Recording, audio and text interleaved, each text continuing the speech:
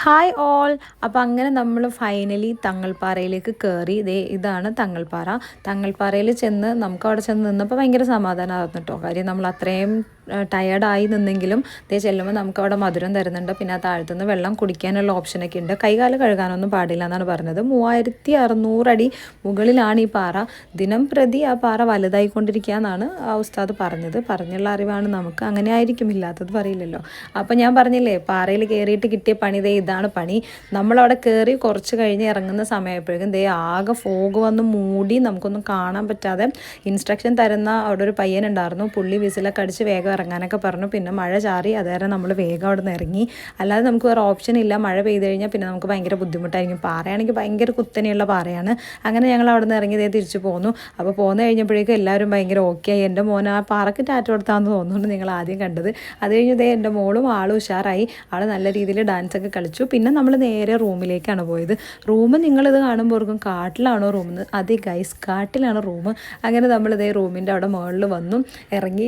അലിക്കുഞ്ഞിക്കാക്കടെ ഒരു യോയൊക്കെ ഉണ്ട്. എല്ലാവരും ലഗേജായിട്ട് ഓരോരുത്തരായിട്ട് ഇറങ്ങിക്കൊണ്ടിരിക്കുകയാണ്. ഇറങ്ങിയപ്പോഴാണ് ആൾക്കാർക്ക് കുറച്ചുകൂടി ഉഷാറായെന്ന് തോന്നുന്നു. എല്ലാവരും ഹായ് ഒക്കെ പറഞ്ഞ് ഇറങ്ങുന്നുണ്ട്. പിന്നെ അവിടെ ഒരു ബാഗിൻ്റെ ചർച്ച വന്നതായിരുന്നു, ഒരു ലാഗ് വന്നതാണ്. അത് കഴിഞ്ഞ് എല്ലാവരും ലഗേജൊക്കെ താഴത്തേക്ക് ഇറക്കി. അങ്ങനെ ജസീൻ താത്ത വേണ്ട ബാണ്ടക്കെട്ടൊക്കെ ആയിട്ട് ഇറങ്ങിയിട്ടുണ്ട്. അങ്ങനെ നമ്മൾ അവിടെ എല്ലാവരും ലഗേജിനെ കുറിച്ചൊക്കെ എന്തൊക്കെയോ പറയുന്നുണ്ടായിരുന്നു. ഞാൻ ഇടയ്ക്ക് വീഡിയോസൊക്കെ എടുക്കുന്നതിൽ ആ ശ്രദ്ധ വിട്ടു പോകും.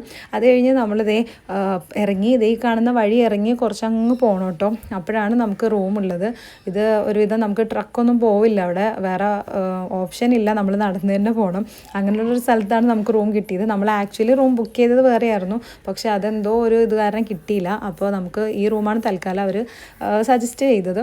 നമ്മൾ ഇത് വീഡിയോ എടുക്കുന്ന സമയത്ത് പുറകിൽ ബിരിയാണി ചെമ്പായിട്ട് ഇക്കാക്ക വരുന്നുണ്ട്. അപ്പോൾ ഇക്കാക്ക പ്രത്യേകം പറഞ്ഞിരുന്നു, നിനക്ക് ബിരിയാണി വേണമെന്നുണ്ടെങ്കിൽ നീ എന്നെ വീഡിയോയിൽ കാണിക്കണം, അല്ലെങ്കിൽ നിനക്ക് ബിരിയാണി ഇല്ലാതെ. അങ്ങനെ ബിരിയാണി ചെമ്പം താങ്ങി പിടിച്ചുകൊണ്ട് നമ്മുടെ ബാഹുബലി വരാണ്.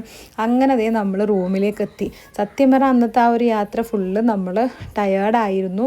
അത് ടയേർഡായിരുന്നെങ്കിൽ പോലും നമ്മൾ ബാഗൊന്നും വെക്കാതെ തന്നെ നമ്മൾ അതിൻ്റെ വ്യൂ ഒക്കെ കാണാൻ വേണ്ടി നേരെ ബാക്കിലേക്ക് പോയി. അവിടെ അത്യാവശ്യം കുഴപ്പമില്ലാത്ത വ്യൂ ഒക്കെയാണ്. നല്ല നമുക്ക് ക്ലൈമറ്റൊക്കെ നല്ലതായിരുന്നു. ഈ പുറത്തേക്ക് വരുന്ന പുള്ളിയാണ് റൂമിൻ്റെ കാര്യങ്ങൾ മൊത്തത്തിൽ നോക്കിയിരുന്നത്. നമുക്ക് പിറ്റേന്ന് ബ്രേക്ക്ഫാസ്റ്റൊക്കെ കൊണ്ടുവന്ന് തന്നതും. അപ്പോൾ പുള്ളി ആരാണെന്ന് എനിക്കറിയില്ല. ഇതിൻ്റെ ഓണർ വേറെ പുറത്താണ്, മാനേജർ ആയിരിക്കാം. അപ്പോൾ അങ്ങനെ നമ്മൾ നേരെ ഞങ്ങൾ റൂം മുകളിലായിരുന്നു കേട്ടോ. അപ്പോൾ ഞങ്ങൾ ലഗേജായിട്ട് മുകളിലേക്ക് പോയി. താഴെ 2 റൂം ഉണ്ടായിരുന്നു. അവിടെ ബാക്കിയുള്ളവരും സ്റ്റേ ചെയ്തു. പിന്നെ ആ കാണുന്നതാണ് പൂള്.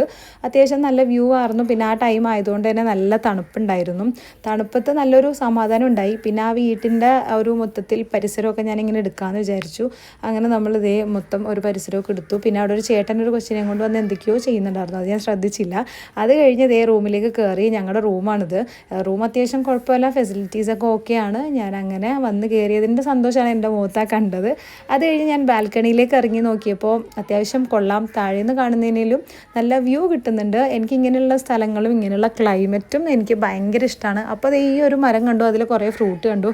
അപ്പോൾ ഞാൻ അതെന്താണെന്നറിയാൻ നിങ്ങൾക്ക് അറിയുമെങ്കിൽ കമൻറ്റ് ചെയ്യുമെന്ന് പറയാമെന്ന് വിചാരിച്ച് നിന്നപ്പോഴാണ് അവിടെ ഇക്കാക്ക പറഞ്ഞത് അത് മരത്തക്കാളിയാണെന്ന്. അത് കഴിഞ്ഞ് മഴ ഒരു വൈകുന്നേരം ആയപ്പോഴേക്കും മഴയായി. പിന്നെ ഫോഗ് കൂടി. പിന്നെ നമ്മൾ അവിടെ ചെന്ന് ഭയങ്കര എൻജോയ്മെൻറ്റൊക്കെ ആയി. സുനീർ കാക്കയുടെ പണിയിൽ അൽഫാം ഗ്രില്ലടിക്കുന്ന പരിപാടികൾ കാര്യങ്ങളിലേക്കൊക്കെ ആയി. അപ്പോൾ നമുക്ക് ഒന്ന് നന്നായിട്ട് തീ പിടിച്ച് കിട്ടാൻ ഇച്ചിരി ടൈം എടുത്തു. അപ്പോൾ സുനീർ കാക്കനെ അതിലേക്ക് ഏൽപ്പിച്ചുകൊണ്ട് ബാക്കി എല്ലാവരും പാട്ടും ഡാൻസൊക്കെ ആയിട്ട് ഭയങ്കരമായിട്ട് എൻജോയ് ചെയ്തു. പക്ഷേ അതൊന്നും ഞാൻ വീഡിയോ എടുത്തില്ല. കാര്യം നമ്മുടെ പേഴ്സണൽ വീഡിയോസാണത്. അത് ഞാൻ ഇതിൽ ഷെയർ ചെയ്യാൻ ആഗ്രഹിക്കുന്നില്ല. അതുകൊണ്ട് തന്നെ ഞാനത് ഷെയർ ചെയ്യുന്നില്ല. അത്യാവശ്യം എല്ലാവരും നല്ല രീതിയിൽ എൻജോയ് ചെയ്തായിരുന്നു.